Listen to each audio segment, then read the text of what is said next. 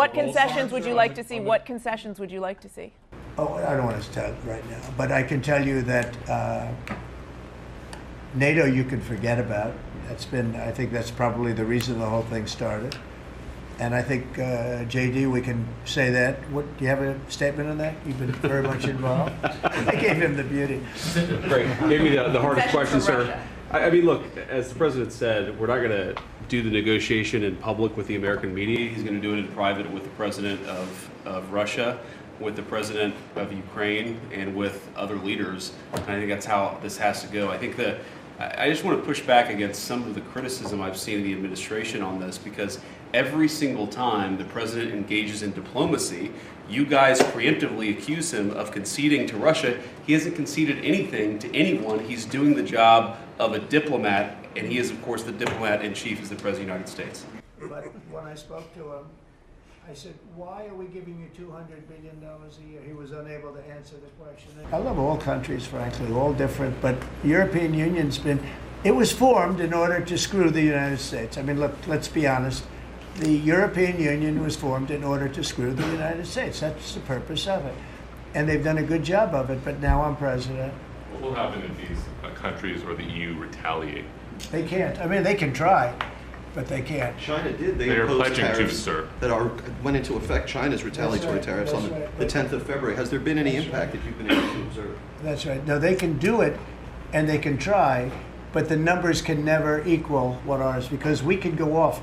We are the pot of gold. We're the one that everybody wants, and they can retaliate, but it cannot be a successful retaliation, because we just go cold turkey. We don't buy anymore, and if that happens, we win. Sir, of all the deals that you've done in your life, all the people you've sat across from and negotiated with, is President Putin distinct in any way? He's a very smart guy. He's a very cunning person, but I've dealt with some people I've dealt with some really bad people.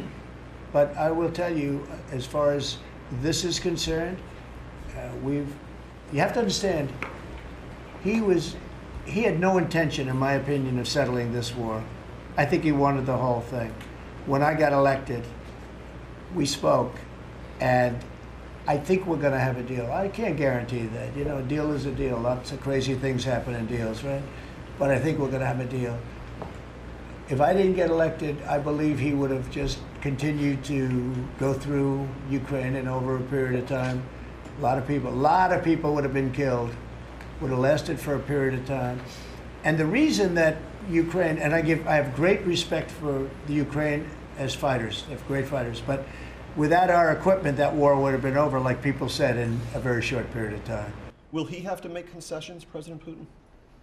Yeah, he will. He's going to have to. And I believe that because we got elected, that war will come to an end.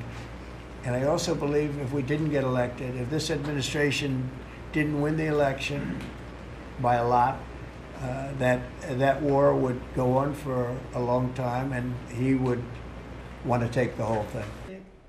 To spend hundreds of millions, trillions and trillions of dollars on the Green New scam. But if Mr. President, Putin gets to just keep to bring the land that was claimed by force, if the Russians get to keep the territory that they claim by force, doesn't that send a dangerous message, let's say, to China about Taiwan? Okay. You try and take it away, right? We're gonna do the best we can. We're gonna do the best we can to make the best deal we can for both sides. But for Ukraine, we're gonna try very hard to make a good deal so that they can get as much back as possible.